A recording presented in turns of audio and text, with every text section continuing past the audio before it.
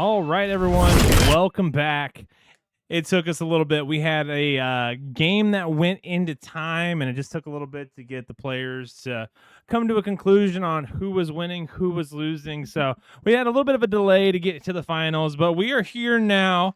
It is a rematch of round number 1 with Mega Absol versus Dragapult, except it's James 3-0 on the Pult Ghost versus Talon, who we've had on stream the last few rounds.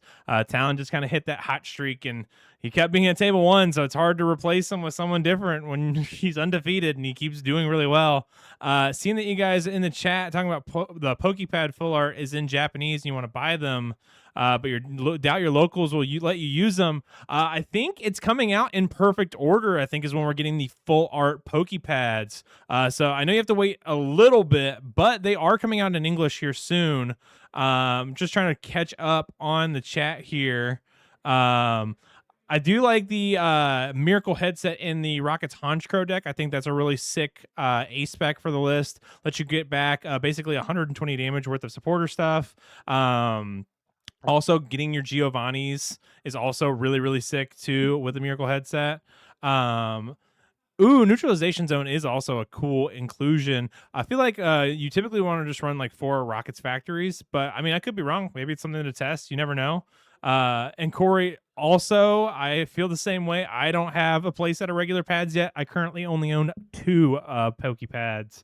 I was lucky enough to pull one out of my 1 ETB that I bought here at Impact. And James, coincidentally, traded me one. I traded him a Dragapult IR and he gave me some cash and one of the Pokepads. So I have 2 now, which is nice. We see James here and Talon both starting with those Monkey Dories, the menace of standard format. And I think that was just a pass from James. Is James going first? Or yeah, James is going first, just passing with that Monkey Dory. Such a slow start. Unfortunately, nothing you can really do about that. It just tends to happen here. Pokemon is a game of high variance.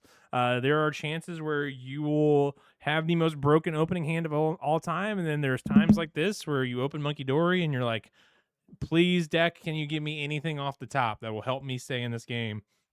And Talon, I don't know if Arven is glued to his opening hand, but Talon has pulled Arven turn 1 every single time, and unfortunately, he has hit that 9% chance of prizing his one of A-spec. Very unfortunate. I all too well know A, prizing my A-spec, and B, prizing my Radiant Pokemon from the Sword and Shield era. 9 times out of 10, it was Radiant Greninja. But every once in a blue moon, you would run something else. But yeah, prizing that trolley is absolutely brutal if you are Talon. Fortunately, opening up with double Ultra Ball, so still able to at least get a few Pokemon out. We see him pitching that Blood Moon Ursaluna. Most likely not going to need that in this particular matchup.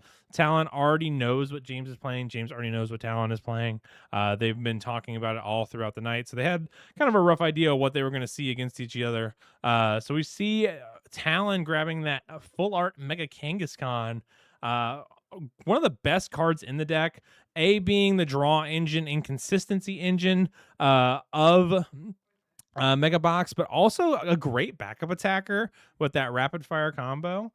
We also see Talon here grabbing the Latias EX off the second Ultra Ball, pitching, it looks like Jumbo Ice Cream Cone and Penny, 2 of the more Healy recursion cards in the deck. Penny letting you loop any basic Pokemon in play, put all cards back into your hand. And then Jumbo Ice Cream, if you have 3 energy on, you can heal 80 damage.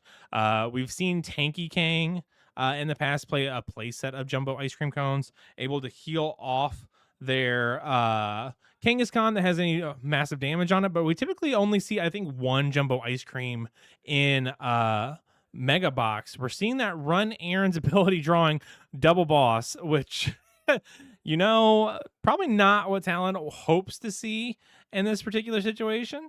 And then we're seeing the Technical Machine Turbo Energize, putting a single Darkness Energy on that Monkey Dory.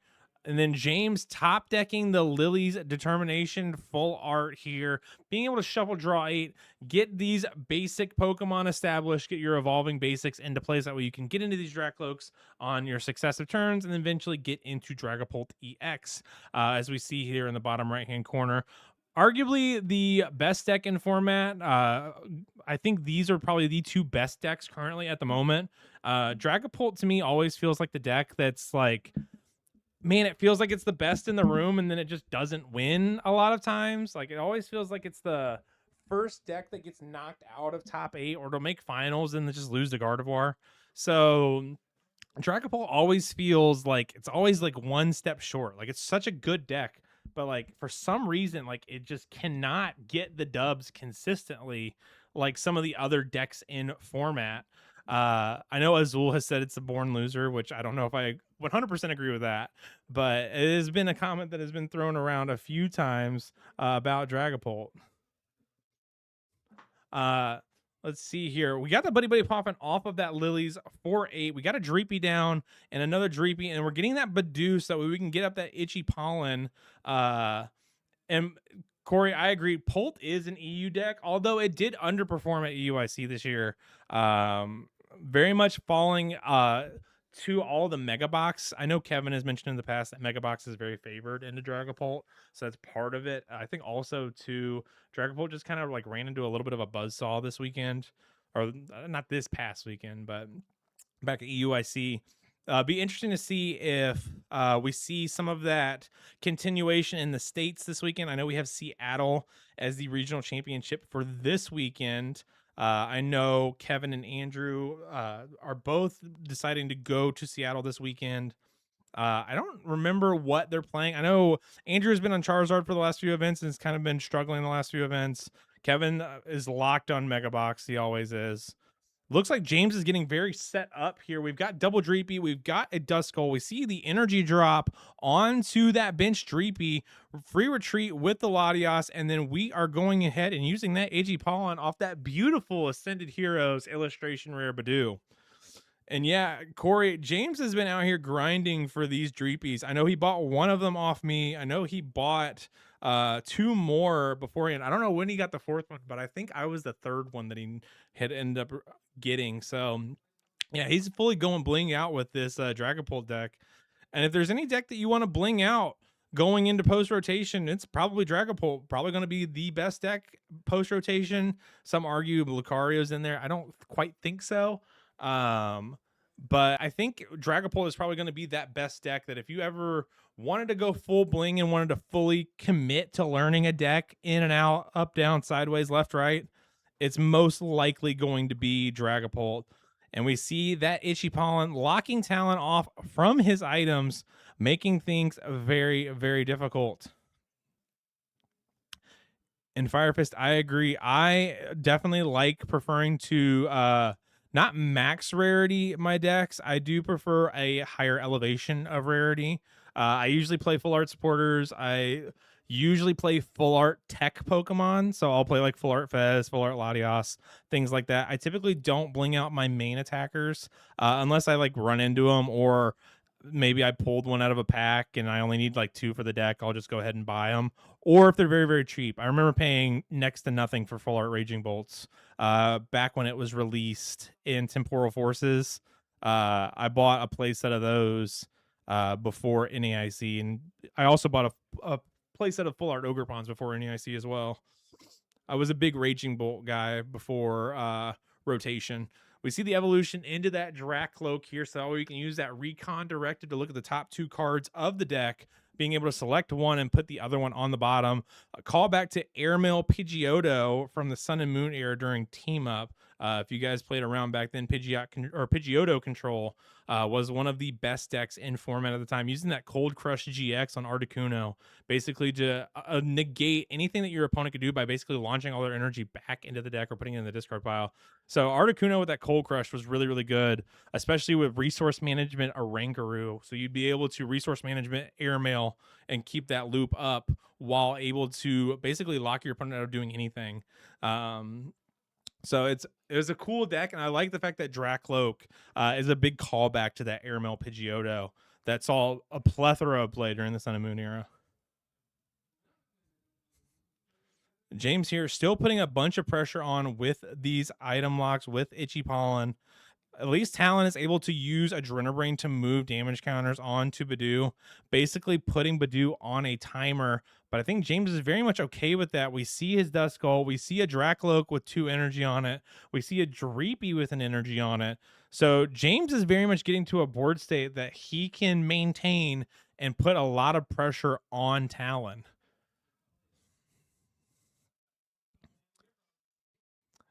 It's interesting that you like the Scarlet Violet reverse hollows with the energy types over the text box. I know a lot of people that weren't a big fan of the Scarlet Violet reverse hollows. Personally, I really liked the Sun and Moon reverse hollows, specifically the trainer ones with the big Pokeball. They were very shiny. I liked those a lot. My first set of Ultra Balls that I blinged out were the reverse hollow Ultra Balls from Sun and Moon. This was like late Sword and Shield era. Because I wasn't a big fan of the Sword and Shield reverse hollows, but as I've grown on, I'm always been a big fan of the gold cards. So I'll usually buy the gold balls of the format. So I'll buy gold nest balls, gold ultra balls, things like that. I agree. The Radiant Pokemon were fantastic, especially in Japanese. I thought they were really cool. I felt like some of the shininess didn't translate to English when we got them, but I did really like the like crosshatch hollow that we got on the Radiants. Of course, seeing that Radiant shine in your deck when you know you need Radiant Greninja to bail you out is always fantastic. James here has a very good board state. We see that Altart Pheasantipity coming into play. A little jealous that Pheasantipity looks gorgeous. Ooh, the Holon Phantom's energies are good. I know a lot of people like, is it the Call of Legends ones that have the silhouettes of the Pokemon in the background? I know a lot of people like those too.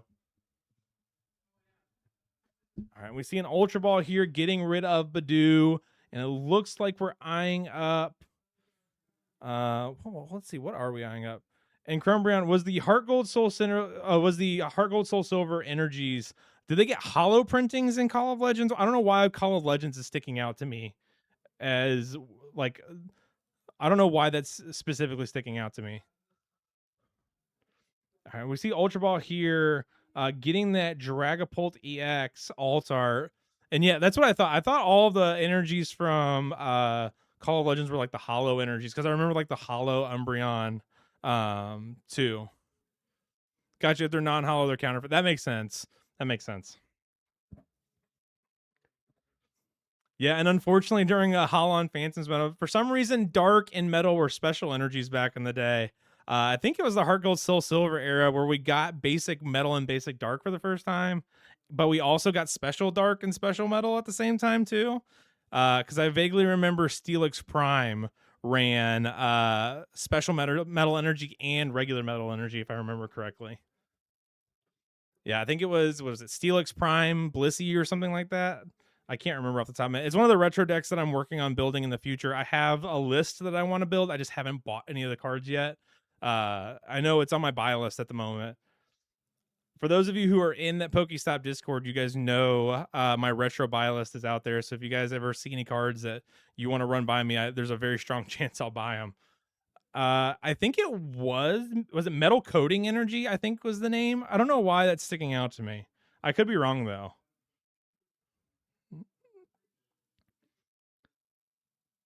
All right, and we see that counter catcher bringing up the Monkey Dory with the Dark Energy. Seeing another big Lily's Determination here. And I apologize. Talon down to 4 prizes. I'm over here talking about old cards, not paying attention to the board states. That is my bad. I apologize. And yeah, you know I gotta have the shameless plug for that Pokestop Gift Discord. If you guys are in the St. Louis area and you guys are looking for a Discord to hang out in, IGC has their own Discord, and we also have one that's for the local Pokemon players called the Pokestop.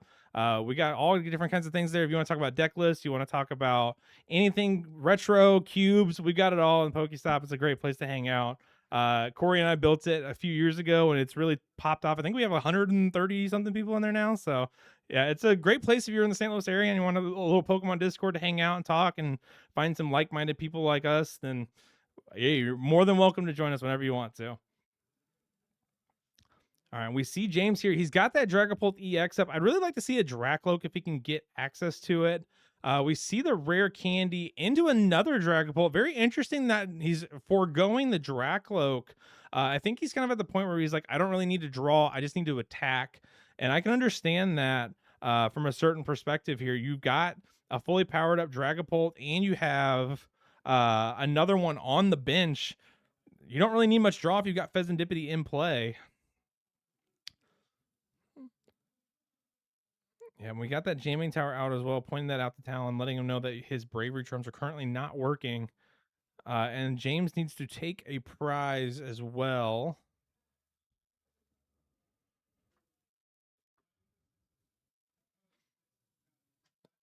Yeah, I think that's kind of the situation that I agree with. I think he's just kind of protecting his ability to attack. I don't think he needs much draw at this moment. I mean, if a Dragapult goes down, you have Pheasantipity.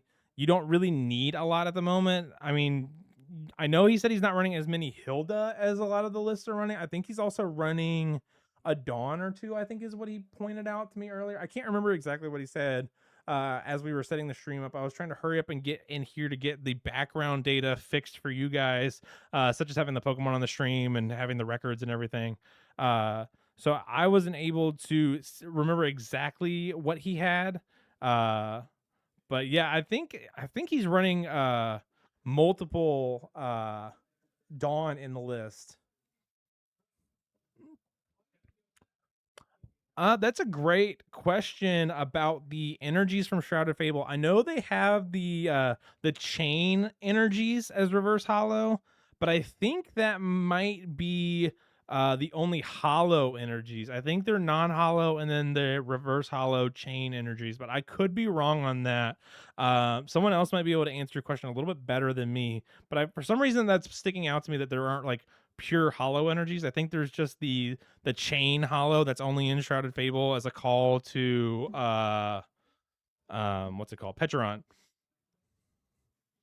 Yeah, and I think you're right about the secret rare Metal and Dark. I think those might have also come from there.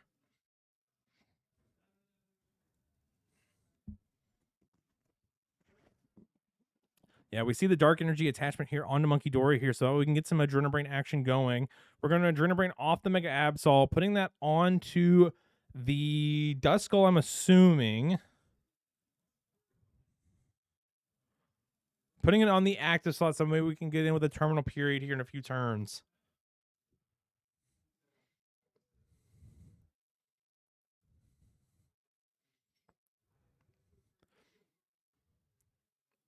Yeah, and I think the gold that's attached to that Mega Absol is actually a bravery charm, I believe, Sunny D.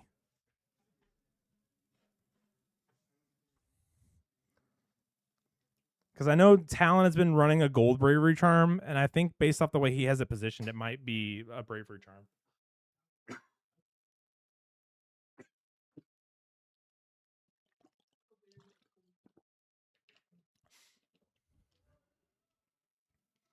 Oh, you good? You good? Understandable. Yeah, you are right. I believe that is the Heart Gold Soul Silver Dark energies. They look gorgeous, don't they? I love the little silhouettes, the Pokemon in the background. I don't remember all the silhouettes. I think is it Celebi for grass, Umbreon for dark. I don't know why Espeon is sticking out to me for oh god, I don't know why Espeon's sticking out for me for psychic, but I could be wrong on that. I know Lugia is on one too, isn't it? Isn't Ho-Oh on fire and then like Lugia on like water or something like that? Okay, so we see the Risky Ruins coming into play. Sudowoodo on fighting. Oh, that's an interesting one.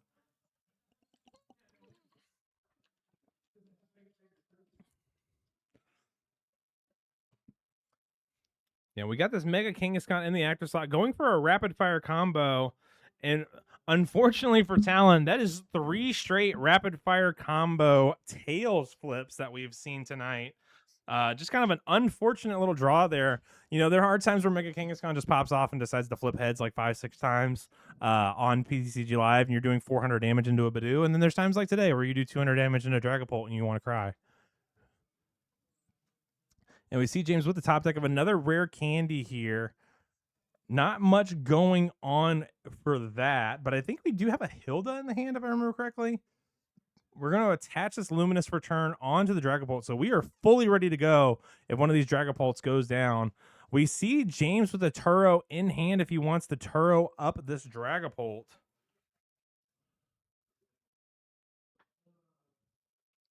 I think that Turo might be a really good play here, and that's exactly what we're going to see James do. He's holding that Neo Upper Energy in hand. He's got the Dreepy, he's got Rare Candy, and he's got Dragapult. I think it is interesting here to see that Turo.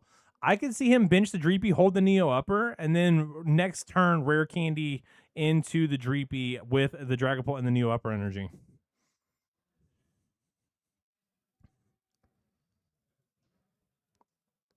And it looks like we're seeing a big Phantom Dive here into the active slot, placing 6 damage counters. Not sure where James is going to do this. We've seen in the past that Dragapult's players will split the Phantom Dives. That way the Monkey Dory residuals don't come back as hard. We see a knockout on the Psyduck here, so that way the Dusclops and Dusknoirs are now live. We're tied here at 4 prizes apiece. Talon top decking the Pheasantipity, I believe. So this is going to be interesting if he wants to put that into play. Yeah, actually, it's funny you mentioned that, Fire Fist. I was talking to this with one of our players who was talking about Mega Diancie. We were kind of talking about a list before the stream started. And Clutch is going to be huge post-rotation.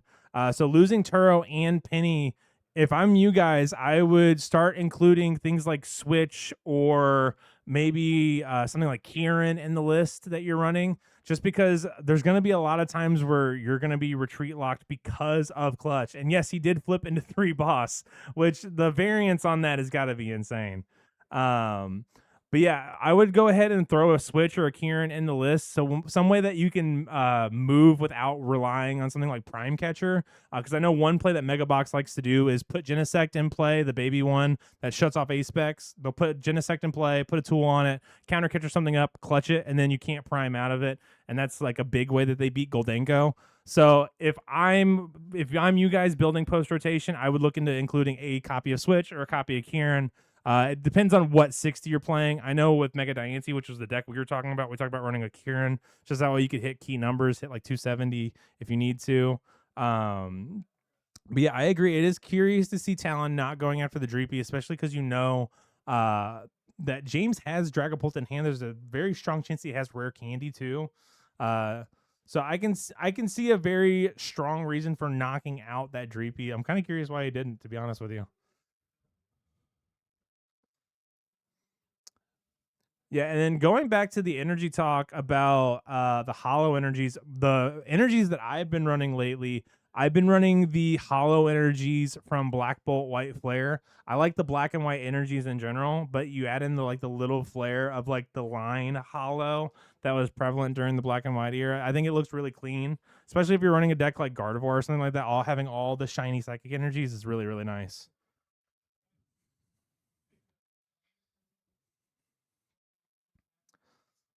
Yeah, it looks like we're moving some damage counters on to the active Dragapult.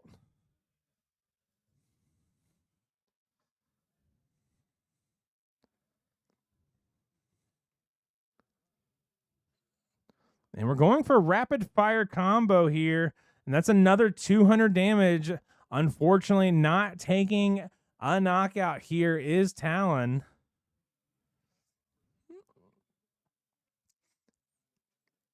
And depending on what James has in hand, there is a chance that this game could end. All James needs is Rare Candy, Dusknoir, and then Knockout Active, I believe. So there's a very strong chance that James can win this game right now, this turn. Depends on what his hand looks like. I think it all comes down to if James sees it or not. If I'm James, I don't use that Rare Candy on the Dust. Yeah, I would use that Rare Candy on the Dusknoir and evolve into the Dracloak and see if we can draw into that Dusknoir. Yeah, see if we can use Dracloak to maybe Recon Directive into the combo we need. Maybe if we hit Hilda, maybe if we hit Ultra Ball. Ooh, the Dawn isn't out to the Dusknoir.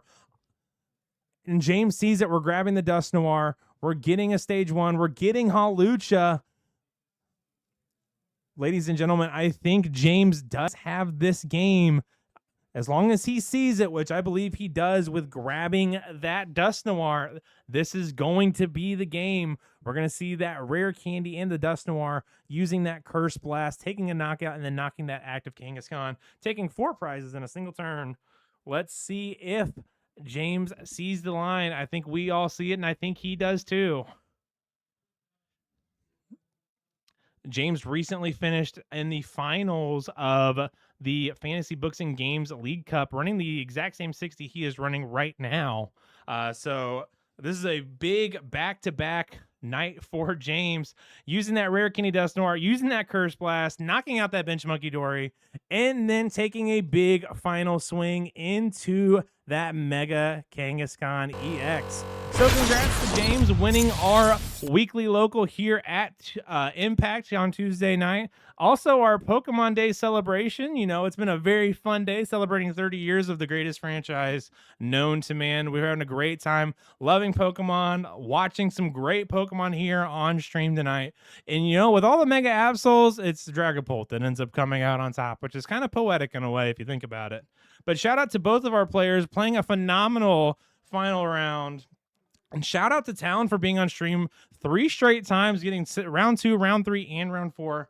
Playing phenomenal tonight, but ultimately it is James who is our Pokemon Day champion.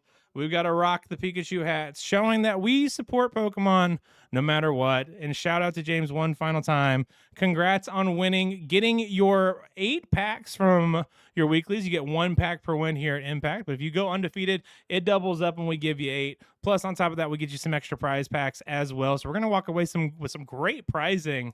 And shout out to Tuck for winning the Mega Venusaur raffle giveaway. Shout out to Mike Corderio for winning the Phantasmal Flames giveaway. And I think we have a 30th anniversary Pokemon Day box that we're also giving away with that cool Cosmo Foil Pikachu.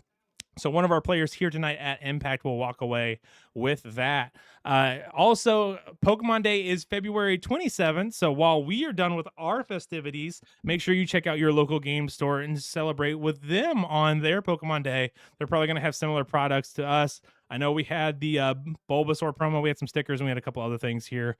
Noticeably this beautiful hat. So thank you guys so much for hanging out with us on Pokemon Day. It was a great time talking on stream about energies and all different kinds of things and seeing some wonderful Pokemon here Tuesday night at Impact Gaming Center. One final plug, if you guys need singles, if you guys need still product, Impact Gaming Center is your place for that in store and online. Like I said, it is Pokemon Day, so if you want Pokemon singles, come to Impact. We got whatever you want, and we can get you EXs, Vs, GXs, whatever you can think of, we got it.